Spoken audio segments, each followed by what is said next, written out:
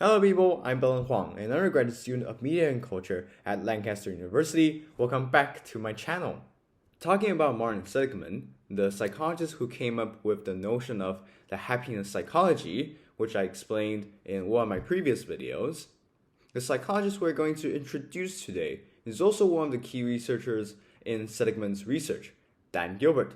So today we're going to do a summary of the first TED Talk he did in 2004 called The Surprising Science of Happiness.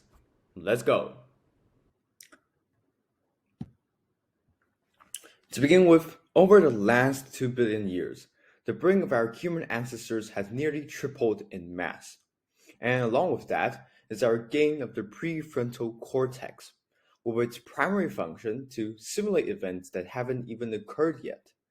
In spite of the ability Homo sapiens have gained to prevent and avoid dangers, this new part of the brain also comes with a major disadvantage: impact bias, which Gilbert argues it happens when our simulators work badly, assuming that choosing one option over the other is going to bring us a happier result. Nevertheless, whichever option we choose, the level of happiness we will have afterwards is going to be around the same for both outcomes. For example, winning the lottery and becoming paraplegic. Uh, it may seem obvious that becoming paraplegic is the worst outcome, but experiments have shown that both outcomes present similar levels of happiness 5 years later. Gilbert states that happiness can be synthesized because of our natural psychological immune system, which changes our views of the world to make us feel happier.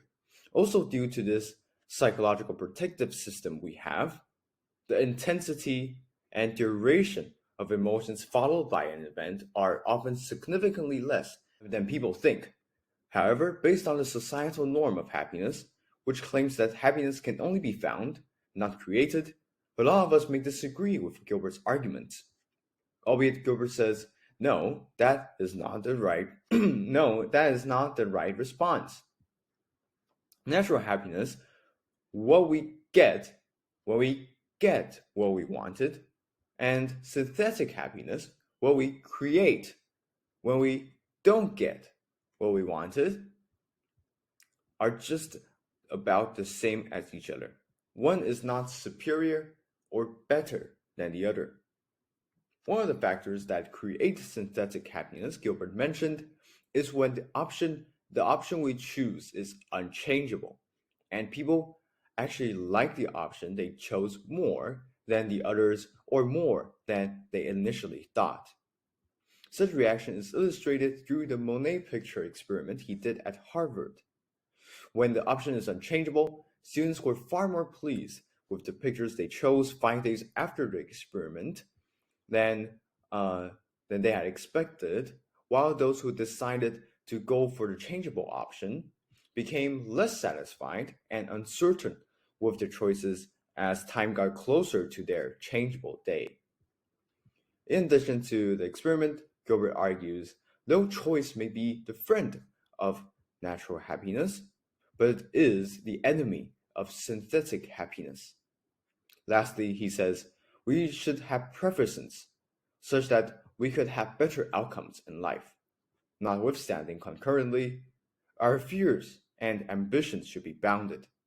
If not, we would never come to like or be satisfied with what we have, and we will continue to doubt over them. In my opinion, this TED Talk gives us a pretty important lesson in life, which is happiness can not only be found, but more importantly, it can also be created within ourselves. Although this may sound little or insignificant, I believe when people know that happiness is created by ourselves, not others, we're ultimately giving ourselves the ability to take control of our emotions and appreciate and be grateful of the things around us. Personally, I feel that the biggest takeaway I have on this talk is that, as Gilbert states, regardless of the decisions we make, at some point in the future, we are going to feel just as happy as we feel now. Or if we chose the other option and that's because of our psychological immune system. Albeit saying this, I am not suggesting that we can all just chill or act recklessly as if nothing matters, as our emotions are going to return to the same level as they are now. Because if we behave like this, we are only going to feel regretful about it afterwards. Rather than that, we should think carefully and thoroughly before we make our choices. And once we have decided, fully trust and believe in our decision. Just as Gilbert mentioned in the talk, unlike natural happiness, synthetic happiness is created within ourselves. And here we are doing exactly that. To explain myself further, I'd say the reason why we should trust and believe in ourselves, in our choices, trust and believe in our choices after making them is that contrarily, let's say today, if we are not confident about them, we will feel fearful, unsatisfied, and anxious, worrying if we have made the right decision of the options we had or not. Subsequently, we start to panic and feel uncertain over our decision. And as such, we're ultimately and unknowingly opening ourselves to a whole wide range of alternatives, though all of them only exist inside our head. And here, regarding Gilbert's arguments again, by doing so, we are welcoming the enemy of synthetic happiness, choice, particularly when there is too much of it. Hence, I think that we can only feel happiness, or in this case, synthetic happiness, when we are being certain in our decisions, in the decisions we make, and even like the option we choose more than we initially did. In addition, it is only by trusting ourselves and our decisions can we feel certain, thus experience synthetic happiness. Further, if I were to elaborate or use my own words to describe how we can feel synthetic happiness and how it is created, I would say, on top of Gilbert's words, that synthetic happiness is when we trust and believe in whatever decision we made, resulting in what we have now, not doubting or questioning it, while feeling grateful and appreciative of what we have and the amazing things that it has already given to us.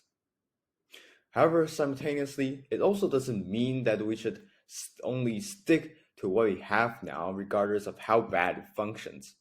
That is, after we have confidently and carefully made our choice, we should be grateful for it and use it to the best of our ability. Nevertheless, time and time again, if what we have doesn't prove to work for us, I'd say it's time to move on and change. Otherwise, we'll be wasting our time because of the possibility of much better outcomes being out there is huge. Needless to say, we will want to use that time to not only improve and being resourceful with what we have, but also spend time on the things that work. Lastly, I'd argue that nonetheless being glad with what we have, know what we don't have, is certainly one of the key defining factors of our level of happiness.